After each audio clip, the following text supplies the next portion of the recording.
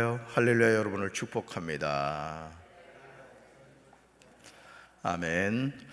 오늘 여호수아 20장 1절부터 9절까지 말씀으로 그리로 도망하게 하라, 그리로 도망하게 하라, 이런 제목으로 말씀의 은혜를 나누고자 합니다. 사람은 누구나 실수합니다. 넘어지는 법을 배우지 않고 걷는 사람은 아무도 없습니다. 우리가 어린 아기일 때 걷기 위해서 수만 번을 넘어지고 또 넘어졌습니다. 아기가 걷는 연습을 할 때 넘어진다고 아기에게 넘어짐에 대해서 책망하는 부모님은 없습니다. 그런데 이런 넘어짐이 아기일 때만 있는 것이 아닙니다. 나이를 먹어도 우리는 넘어집니다. 사도 바울은 고린도전서 10장 12절에서 다음과 같이 권면합니다. 그러므로 서 있다고 생각하는 사람은 넘어지지 않도록 조심하십시오. 아멘. 지금 서 있다고 해서 우리가 언제나 서 있을 수 없다는 겁니다. 한순간 자신도 생각하지 못한 일로 추락할 수 있는 것이 우리의 삶입니다. 우리가 하나님이 도와주시지 않으면 우리 삶은 외줄을 타는 것과 같습니다. 여러분, 외줄 타기 아시죠? 줄 하나에 중심을 잡고 이렇게 건너가는 것을 보게 되죠. 그렇기 때문에 우리가 교만할 이유가 전혀 없습니다. 여호수아 20장은 도피성에 관한 내용입니다. 도피성에 관한 내용이 의외로 성경에 많이 나오는 것을 보게 됩니다. 먼저 민수기 35장 9절부터 34절에 나오고요, 다음으로 신명기 19장 1절부터 13절에 나옵니다. 마지막으로 여호수아 20장 1절부터 9절에 나오고 있습니다. 그렇다면 도피성은 도대체 어떤 역할을 하는 것일까? 왜 하나님은 모세를 통하여 민수기에서 도피성을 만들라고 하셨고, 또 모세는 광야 2세대를 향한 자신의 설교에서 다시금 도피성에 대해서 언급하고 있는 것일까요? 심지어 하나님은 모세의 후계자인 여호수아에게까지 이스라엘 자손에게 도피성을 만들라고 말씀하시는 것일까요? 여호수아 20장 2절과 3절에서 하나님은 여호수아에게 사람을 죽인 자를 위하여 도피성을 만들라, 이렇게 말씀합니다. 우리 2절과 3절 같이 읽습니다. 이스라엘 자손에게 말하여 이르기를 내가 모세를 통하여 너에게 말한 도피성들을 너희를 위해 정하여 부재 중에 실수로 사람을 죽인 자를 그리로 도망하게 하라. 이는 너희를 위해 피배 보복자를 피할 곳이니라. 아멘. 하나님이 처음으로 도피성을 만들라고 명령한 사람은 모세였습니다. 민수기 35장 14절을 보시면 도피성을 어느 곳에 만들어야 하는지에 대해서 말씀하시죠. 같이 읽습니다. 그 가운데 세 성읍은 요단강 동쪽에 두고 나머지 세 성읍은 가나안 땅에 두어 도피성이 되게 하여라. 아멘. 요단강 동쪽에 몇 성읍요? 세 성읍. 그리고 가나안 땅에 세 성읍을 두라는 거죠. 그러니까 도피성을 구별할 때 요단강을 기준으로 하여 요단강 동쪽에 세 개의 도피성을 두었고, 요단강 서쪽에 세 개의 도피성을 둔 것입니다. 도피성은 이스라엘 자손들이 레위 사람에게 줄 성읍 중에 6을 도피성이 되게 하였습니다. 그렇다면 이 도피성의 용도는 무엇일까요? 왜 하나님은 모세에게 도피성을 만들려고 하신 것일까요? 여호수아 20장 3절을 보시면 고의가 아니라 실수로 사람을 죽인 사람이 그곳으로 피하기 위한 것입니다. 그러니까 자기도 모르는 사이에 실수하여 사람을 죽인 사람을 위한 안전장치였던 것입니다. 하나님의 놀라운 배려와 은혜입니다. 도피성은 실수로 사람을 죽였지만 그럼에도 죽은 사람에 대한 복수를 하려는 사람을 피하는 장소입니다. 그러나 이 도피성에서 자신의 생명을 보호받는 것이 아무 절차 없이 되는 것이 아니었습니다. 4절을 보시면 선별 작업이 있음을 보게 되죠. 4절 같이 읽습니다. 이 성읍들 중에 하나에 도피하는 자는 그 성읍에 들어가는 문 어귀에 서서 그 성읍의 장로들의 귀에 자기의 사건을 말할 것이요, 그들은 그를 성읍에 받아들여 한 곳을 주어 자기들 중에 거주하게 하고. 아멘. 이 성읍들 중에 하나에 도피한다는 것은 요단 동편에 있는 세 성읍과 가나안 땅에 있는 세 성읍을 말합니다.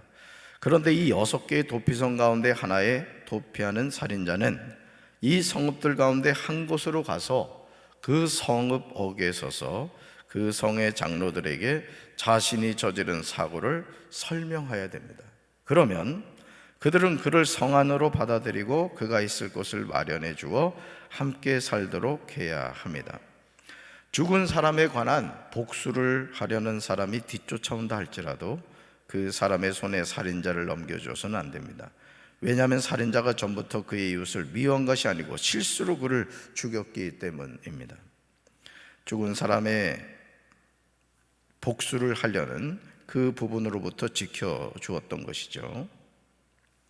만약 이런 보호장치가 없었다면 실수로 죽였다고 할지라도 죽임을 당한 유가족의 처지에서는 피해는 피로 원수를 갚으려고 했을 겁니다. 그렇죠?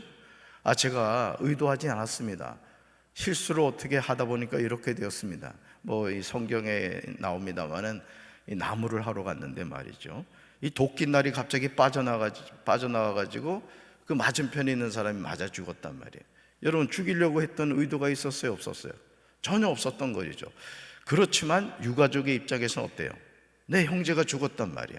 그러니까 눈에는 눈, 이에는 이로 갖고 싶은 것이 인간의 어떤 본성이기 때문에 그렇습니다. 이런 피해 보복의 악순환이 되어서 영원한 원수로 피해 안갚음이 이어지게 되었을 겁니다. 하나님은 이런 보복의 악순환을 원천적으로 차단하신 것입니다. 그러므로 도피성은 생명의 장소입니다. 그렇다면 실수로 사람을 죽인 살인자는 도피성에서 언제까지 거주해야 될까요? 여호수아 20장 6절에 이 질문에 관한 내용이 나옵니다. 6절 같이 읽습니다. 그 살인자는 회중 앞에 서서 재판을 받기까지 또는 그 당시 대제사장이 죽기까지 그 성읍에 거주하다가 그 후에 그 살인자는 그 성읍 곧 자기가 도망하여 나온 자기 성읍 자기 집으로 돌아갈지니라 하라 하시니라. 아멘. 파란 글씨 보시면 그 살인자, 고의적이에요? 고의적이지 않은 살인자예요? 고의적이지 않은 살인자를 말합니다. 회중 앞에 서서 재판을 받기까지, 그죠? 또는 그 당시 대제사장이 죽기까지 그 성읍에 거주해야 됐다라는 것이죠. 실수로 사람을 죽인 살인자는 도피성에 머물러 살다가 회중 앞에 서서 재판을 받은 다음 그 당시 대제사장이 죽은 뒤에야 자기 성읍 곧 자기가 도망 나왔던 성읍에 있는 자기 집으로 돌아갈 수 있었습니다. 살인자라고 하더라도 보호를 해주었다는 거죠. 사실 우리가 가지고 있는 어떤 일반적인 상식으로는 잘 이해가 되지 않는 그런 부분입니다.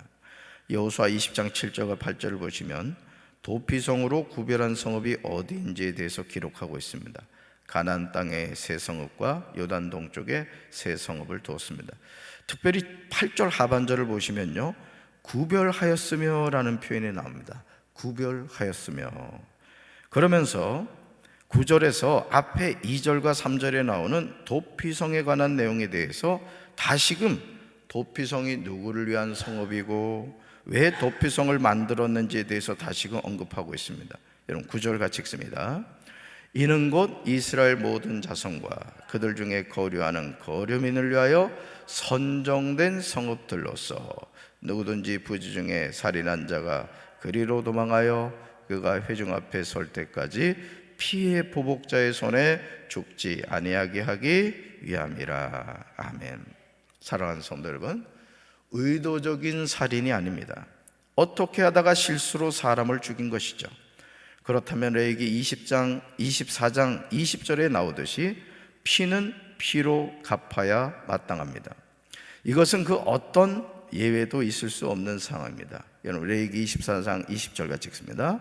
상처에는 상처로, 눈에는 눈으로, 이에는 이로 갚을지라. 남에게 상해를 입힌 그대로 그에게 그렇게 할 것이며. 아멘. 그런데 하나님은 상처에는 상처로, 눈에는 눈으로, 이에는 이로 갚는 것이 아니라 오히려 도피성을 통해서 실수로 사람을 죽인 살인자를 보호해 주십니다. 그렇다면 이제 우리는 한 가지 질문을 던져야 됩니다. 하나님이 요단 동쪽에 준비한 새 성읍과 가나안 땅에 준비한 새 성읍은 오늘 저와 여러분의 삶에서 무엇을 상징하는 것일까요? 여러분, 도피성이 어디 있냔 말이에요.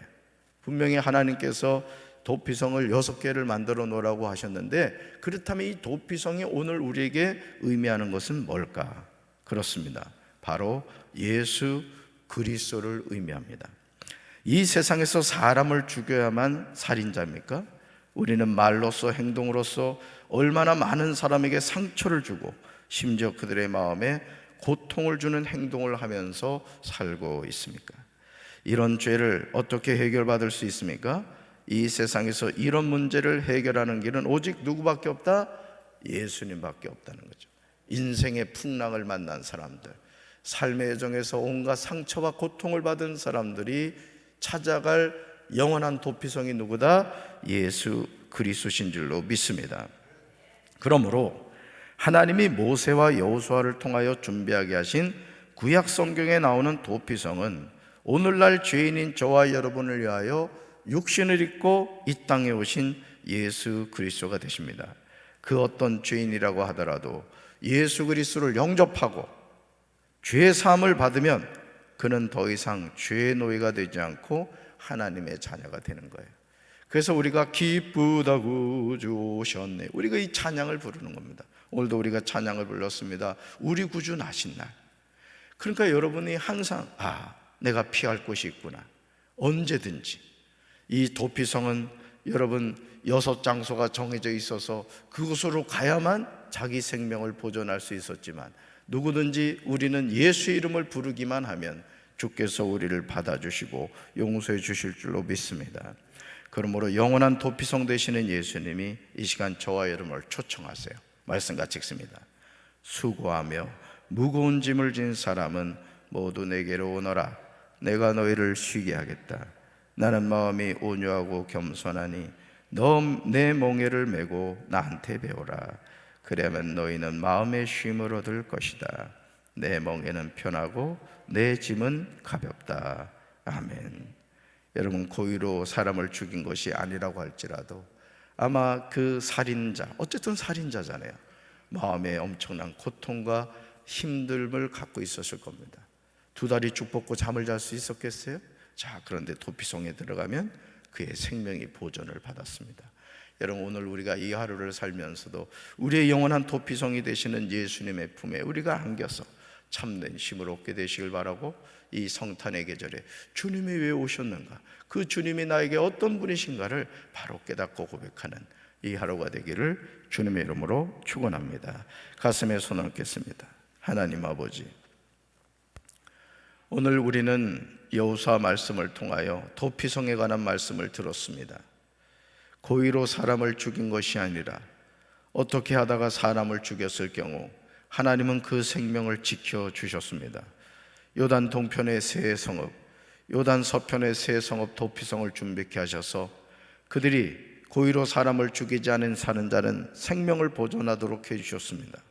우리가 이 땅을 살면서 풍랑맞은 인생처럼 하나님, 우리가 고통당하고 괴로워할 때 우리의 영원한 도피성 되신 예수님이 계시기에 수고하고 무거운 짐진 자들아 다 내게로 오라. 내가 너희를 쉬게 하리라는 말씀처럼 예수 안에서 우리가 참된 힘을 얻게 될 줄로 믿습니다. 우리 사랑하는 성도들 축복하여 주시기를 원합니다. 풍랑맞은 인생으로 아버지 고통 가운데 살아가지 않게 도와주시고 주님 안에서 참된 힘과 평안을 누리는 이 하루가 되게 하옵소서. 이 성탄의 계절에 죄인을 구원하러 오신 예수님 이름으로 간절히 축복하며 기도합니다. 아멘.